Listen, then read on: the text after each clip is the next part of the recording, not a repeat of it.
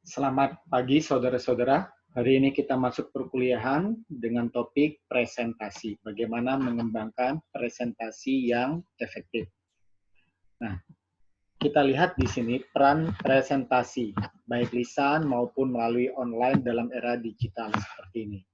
Tentu yang pertama adalah memberi peluang untuk menyampaikan semua keterampilan komunikasi saudara. Yang pertama. Yang kedua, mendemonstrasikan kemampuan berpikir. Nah, Anda nanti kalau suatu saat ingin naik karir saudara, maka saudara harus presentasi. Kalau saudara akan naik ke posisi manajer, saudara harus presentasi di depan direksi. Sementara kalau saudara ingin naik menjadi direksi, saudara harus presentasi di depan para komisaris.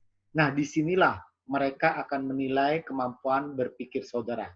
Biasanya pada saat presentasi diakhiri dengan tanya jawab.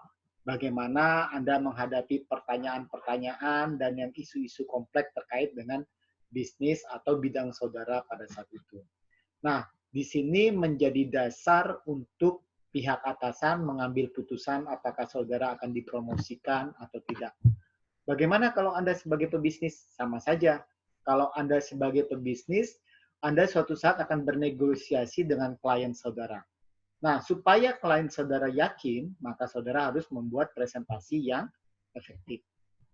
Nah, untuk memulai presentasi, kita lihat di sini ada beberapa persiapan.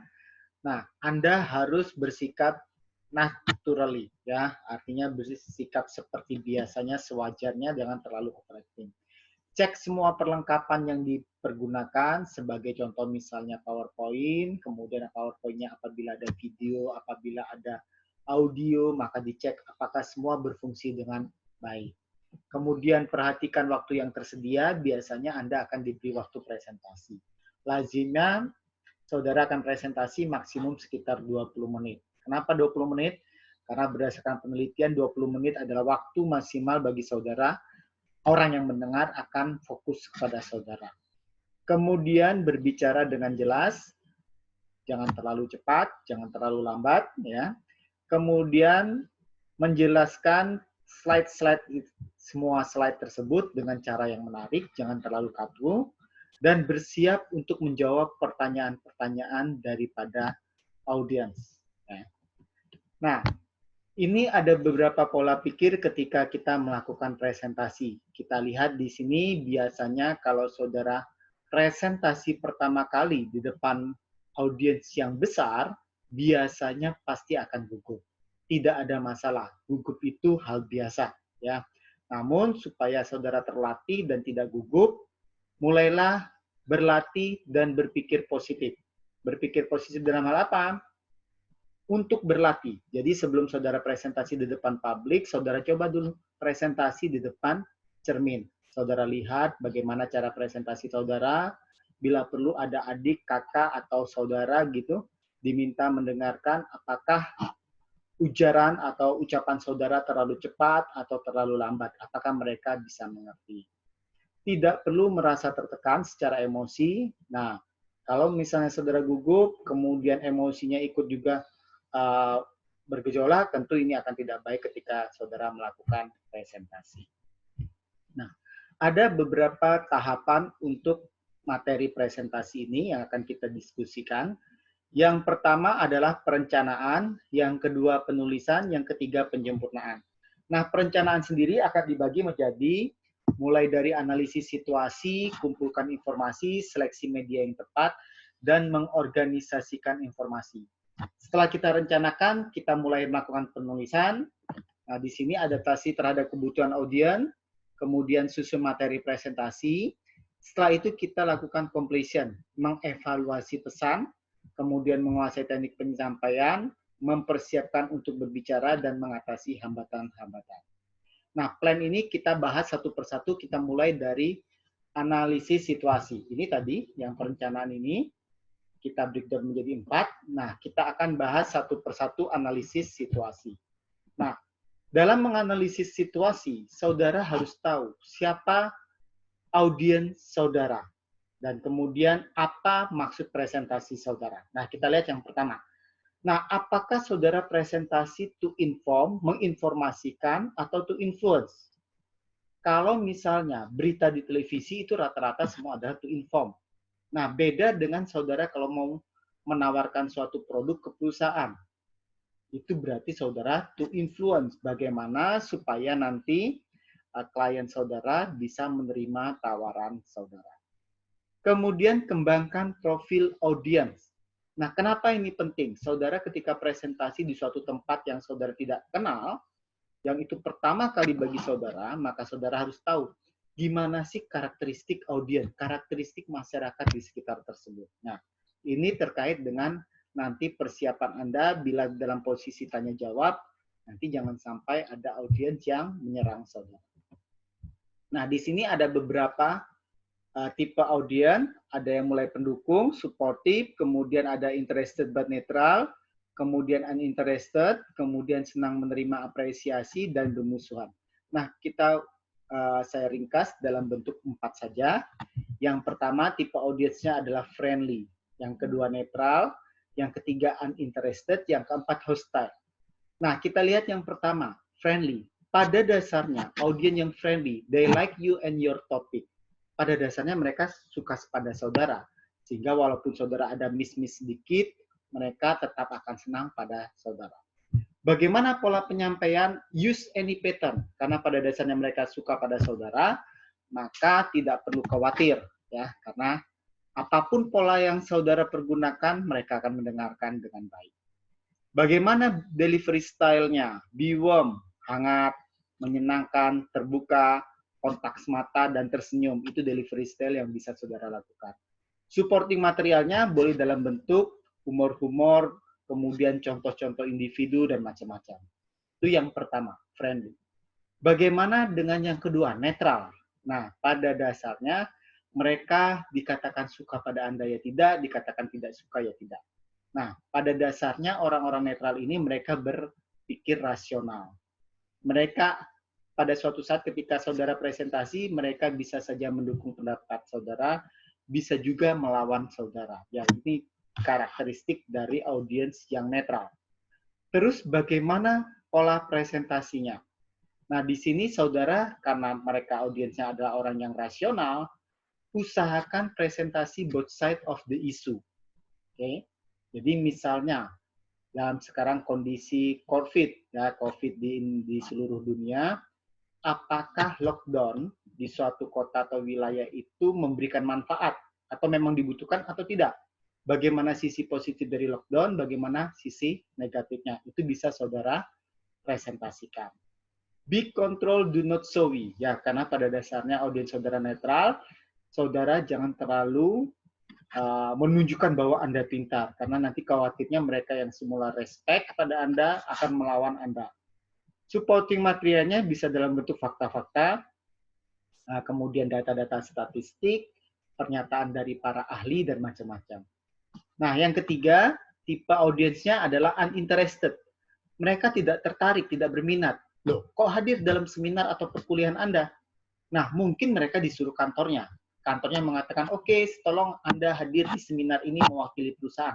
Nah, itu ada audien-audien yang tipenya seperti itu, uninterested. Nah, kalau seperti ini, bagaimana pola penyampaiannya? Tentu harus jelas, singkat, ya. Sajikan poin-poin utama. Delivery style-nya bagaimana? Be dynamic and entertaining. Nah, supaya mereka bisa memperhatikan saudara. Pergunakan gestur-gestur tubuh, gerak tubuh, tatap mata, itu saudara harus digunakan. Supporting materialnya dalam bentuk humor, kartun, kemudian data-data yang berbentuk gambar, itu akan jauh lebih menarik dibanding saudara tidak menggunakan PowerPoint biasa saja. Nah, di sini ada catatan avoid, hindari menggelapkan ruangan. Nah, bayangkan kalau ada orang yang uninterested, kemudian saudara gelapkan ruangan, ya tambah tidur dia dalam ruangan itu. Oke? Nah, berikutnya tipe audience hostile. Nah, pada dasarnya mereka mungkin memiliki karakteristik yang spontan, kemudian cenderung bisa emosi tinggi dan bisa menyerang saudara. Nah, kalau seperti ini pola penyampaiannya seperti apa? Nah, di sini saudara membuat Non-controversial pattern. Jangan membuat pola-pola yang non-kontroversial. Nah, buatlah penyampaian segala sesuatunya secara kronologi. Delivery style-nya be calm and control. Ya. Nah, ini hal sangat penting karena kalau saudara terlalu berapi-api nanti Anda akan berhadapan dengan para audiens. Supporting materialnya bisa dalam bentuk opini data dari para ahli, kemudian data-data itu sangat mendukung dalam meyakinkan audiens yang tipenya hostile. Oke. Nah, kemudian usahakan, ini avoid, usahakan menggunakan pertanyaan tertulis. Ya. Jadi hindari pertanyaan tanya jawab karena nanti akan hasilnya debat kusir dan itu tidak baik bagi image Anda sebagai presenter. Nah, dari profil audiens, dari menganalisis situasi, tadi menganalisis sesuatunya kita tahu audiens. Nah, sekarang kita lihat format tempat presentasi. Ada beberapa format tempat presentasi. Nah, kita lihat classroom, tentu classroom seperti biasa-biasa di kelas-kelas baik yang pernah kita lakukan, baik di sekolah SD, SMP, SMA, maupun perkuliahan. Nah, ini yang paling kiri, classroom. Kemudian conference. Jadi conference ini kita ada ketuanya, kemudian di sampingnya para pendengarnya. Di sini ketuanya ini ada yang berada di ujung. Kemudian ada USAFE. USAFE ini biasanya untuk program-program yang membutuhkan diskusi. Ya, sebagai contoh, program studi S2 di seluruh dunia itu menggunakan USAFE. Kenapa? Karena mereka berdiskusi supaya dari sisi kiri bisa melihat muka yang sisi kanan. Sebaliknya yang di depan bisa melihat yang kiri. Karena dalam komunikasi kita perlu melihat bagaimana raut, mimik, gestur itu harus diperhatikan. Nah, ini kafe, ya, dalam bentuk kafe-kafe, nanti ada panggungnya, bisa seperti ini. Ini juga biasa dilakukan, mungkin saudara sering lihat Indonesian Lawyer Club, itu mereka menggunakan cafe sitting. Nah, setelah kita yang tadi yang pertama menganalisis situasi, yang kedua kita kumpulkan informasi. Ya.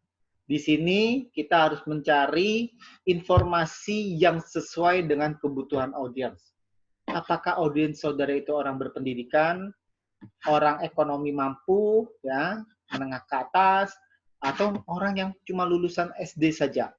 Tentu informasi ini penting sekait dengan cara penyampaian saudara. Ya. Sediakan informasi yang relevan, valid, dan akurat dengan kebutuhan audiens. Ya, sebagai contoh, kalau saudara bicara tentang akuntansi di depan audiens yang tidak mungkin lulusan cuma SD dan SMP, tentu saudara jangan menyebutkan, oke, balance sheet itu seperti ini. Nah, kalau Anda mengatakan balance sheet, mereka tidak akan mengerti. Tetapi mungkin saudara buat perumpamaan, neraca. Neraca itu timbangan, timbangan untuk emas, di mana sisi kiri dan kanan harus sama. Itu lebih mudah diterima oleh audiens yang mungkin pendidikannya SD dan SMP saja. Oke. Terus seleksi media yang tepat. Nah, di sini saudara bisa memilih media komunikasinya. Apakah lisan, pertemuan tatap muka langsung, atau online. Nah, kalau online nanti menggunakan program apa, ya. Tentukan sarana bantu. Biasanya kita pergunakan LCD dan laptop. Nah, tentu kemudian juga ada layar kalau presentasinya secara langsung, kalau online bagaimana, ini saudara periksa semua. Kemudian organisir informasi. Saudara harus tahu ide utama yang akan disampaikan ini apa. Ya. Oh, saya akan bicara tentang bagaimana menghadapi virus COVID 2019. Nah, itu adalah tema utama saudara dalam rangka tugas nanti. Ya. Yang kedua, batasi ruang lingkup. Ingat, saudara presentasi jangan lama-lama. Karena nanti biasanya ada aturan-aturan dari pihak, misalnya penyelenggara. Saudara cuma diberi waktu setengah jam, mungkin 1 jam, mungkin 45 menit, atau mungkin cuma 20 menit. Ya. Verifikasi waktu. Biasanya ada tim timekeeper. Timekeeper ini akan memberitahu, oh waktu tersisa berapa menit. Memilih pendekatan langsung atau tidak langsung. Apa maksudnya? Kalau pendekatan langsung, itu biasanya para presenter akan langsung berbicara tentang topiknya apa, kemudian masalahnya di mana, bagaimana cara penyelesaiannya. Dia langsung berbicara. Sementara kalau pendekatan tidak langsung, biasanya mereka menggunakan begini. Si presenter akan masuk ke panggung, kemudian dia bertanya, Bapak Ibu, kita hari ini akan membahas topik tertentu. Nah, kira-kira Bapak Ibu paham tidak apa yang ada di benak Bapak Ibu kita menyebut topik tertentu? Kemudian kira-kira masalahnya apa sih? Solusinya apa sih? Nah, pendekatan tidak langsung seperti itu. Jadi dia berusaha melibatkan audiens. Kapan pendekatan tidak langsung ini tepat? Bila mana audiens saudara itu dalam sisi tertentu lebih tinggi daripada Anda. Sebagai contoh, pendidikannya lebih tinggi daripada Anda. Atau kedudukannya lebih tinggi daripada Anda. Atau posisi ekonominya lebih tinggi daripada Anda. Atau misalnya usianya juga lebih tua daripada Anda. Maka disarankan menggunakan pendekatan tidak langsung. Yaitu saudara mengajak berinteraksi supaya mereka tidak merasa digurui. Oke? Nah, terus persiapkan outline materi yang akan dipresentasikan. Nah, ini beberapa outline kita lihat. Nah, oke, misalnya saya ada misalnya diberi waktu 20 menit, mungkin 5 menit pertama saya bicara tentang pembukaan, introduction. Nah, buatlah pembukaan yang menarik. Kemudian bodinya sekitar misalnya 10 sampai 12 menit, kemudian penutup konklusinya 3 menit sampai 5 menit. Oke? Nah, setiap slide usahakan ada satu pokok pikiran yang akan saudara sampaikan. Ya. Jadi sama seperti ketika kita menulis dalam satu paragraf ada satu pokok pikiran. Begitu pula ketika presentasi dalam satu slide usahakan ada satu topik atau satu pokok pikiran. Nah, sekarang setelah persiapan kita melakukan penulisan sekarang. Nah, pertama adaptasi sesuai dengan kebutuhan audiens seperti harapan, tema bahasan, maksud, dan keterbatasan waktu. Ya. Kemudian menyusun materi presentasi sama seperti outline tadi, ada pendahuluan, ada isi materi, ada penutup. Kemudian kita masuk ke pendahuluan. Yang pertama, menit-menit awal presentasi itu adalah golden time bagi Anda. Ketika 1-2 menit awal itu saudara presentasi sudah kelihatan boring, membosankan, maka menit berikutnya mereka akan, audiens saudara tidak akan memperhatikan saudara, mereka akan main HP atau mungkin bahkan tidur. Ya. Nah, untuk itu pembukaan di menit-menit awal itu menjadi hal penting. Nah, bisa saudara menggunakan pembukaan yang impresif, melibatkan audiens, bercerita, memberi contoh-contoh, dan mungkin bisa dengan sedikit humor. Yang kedua, bangun kredibilitas. Jangan pernah jatuhkan diri Anda di depan publik. Sebagai contoh, maaf, mungkin presentasi saya kurang menarik. Maaf, saya tidak siap karena tadi malam lampu mati. Jangan seperti itu. Ya, itu namanya saudara menjatuhkan derajat saudara sendiri di depan publik. Kemudian mulai menulis isi materi. Jelaskan ide-ide Anda, kemudian yakini bahwa materi sesuai dengan kebutuhan audiens, terutama dalam penggunaan bahasa, gambar, dan macam-macam. Nah, kemudian berikutnya, buat dalam bentuk penyajian yang menarik. Bisa PowerPoint, ada filmnya, audionya, dan macam-macam. Kemudian perhatikan muatan materi, jangan terlalu banyak, dan jangan pula terlalu sedikit. Nah, penutup. Nah, hal-hal yang penting pada saat menutup, yaitu yang pertama, saudara harus mampu membuat audiens terkesan positif. Wah, saya datang ke seminar ini atau saya datang kuliah ini, I get something new. Saya mendapatkan sesuatu yang memang baru dan itu bermanfaat bagi hidup saudara. Saudara harus yakini bahwa informasi saudara itu hal-hal yang positif, hal-hal yang baru sehingga audiens terkesan positif. Kemudian mampu membuat audiens tetap teringat semua materi yang disampaikan. Caranya gimana? Nah, nanti saudara berikan yang namanya keywords. Ulangi keywords itu secara konsisten. Kemudian usahakan audiens tidak merasa kecewa. Jadi tadi seperti yang pertama, oh saya benar-benar hadir di seminar ini, I get something new. Ya. Jangan lupa menyampaikan kesimpulan atau konklusi. Nah, ini ada beberapa tips presentasi yang baik. Pertama, sampaikan dengan tepat, tidak terlalu lambat ataupun tidak terlalu cepat. Dan intonasinya terkait turun naiknya nada itu juga jelas. Yang kedua, Selalu mengulang kata-kata kunci, keywords, itu penting sekali. Lakukan klarifikasi, contohnya, sampai sini Bapak, Ibu, Saudara-saudari, ada yang mau ditanyakan? Nah, berkomunikasilah dengan bahasa tubuh, dengan menggunakan tangan, mimik wajah, kemudian tatapan mata, dan usahakan bergerak. Jangan terlalu pasif, duduk di tempat. Kemudian, dukung dengan audiovisual tentu lebih menarik.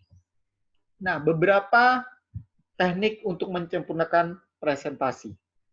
Yang pertama, kuasai the art of delivery, seni penyampaian. Jangan seperti saudara membaca ketika presentasi. Ada slide, saudara lihat slide seperti membaca, ya. Dan itu tentu tidak menarik.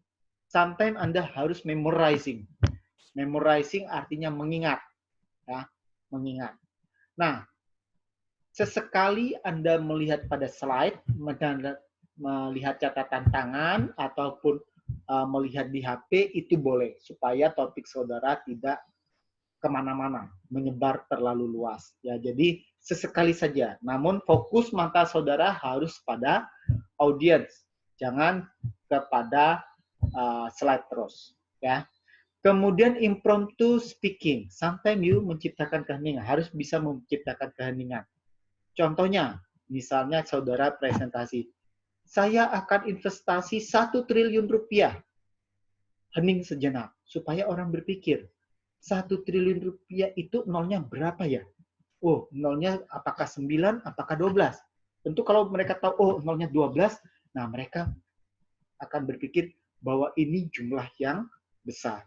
Jangan langsung, saya akan investasi sekitar 1 triliun di kota ini. Nah, kalau Anda seperti itu, orang menganggap 1 triliun mungkin sama dengan 1 miliar, sama dengan 1000.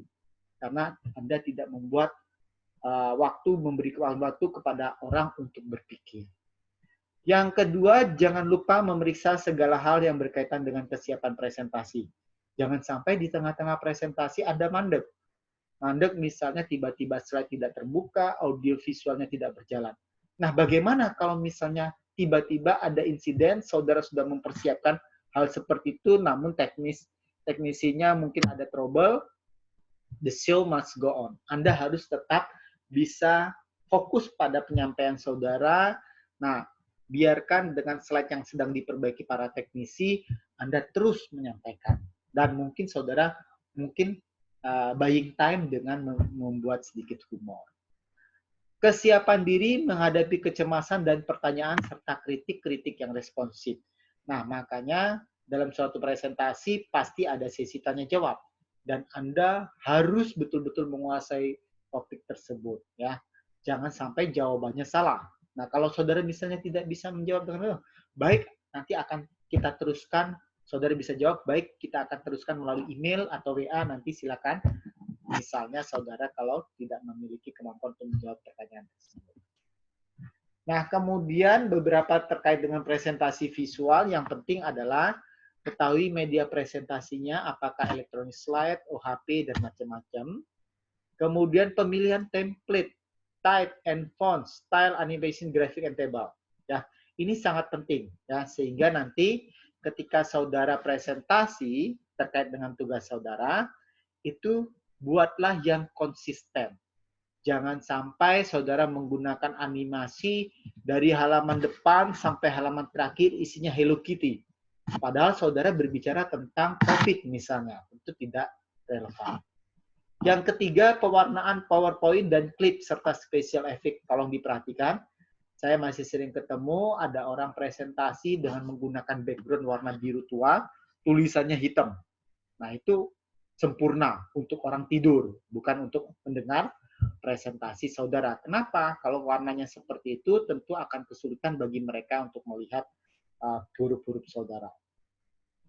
Pergunakan hyperlink and action button, baik dengan internal atau eksternal. Artinya kalau internal hyperlink, berarti kalau saya klik minggu ke-8 atau klik slide nomor 7, maka dia akan kembali ke 7. Itu internal dalam PowerPoint yang sama. Nah, bisa juga saudara dengan eksternal. Begitu diklik, saudara masuk ke website. Atau begitu diklik, saudara masuk ke program Word, Excel, dan macam-macam. Itu yang kita sebut dengan external link.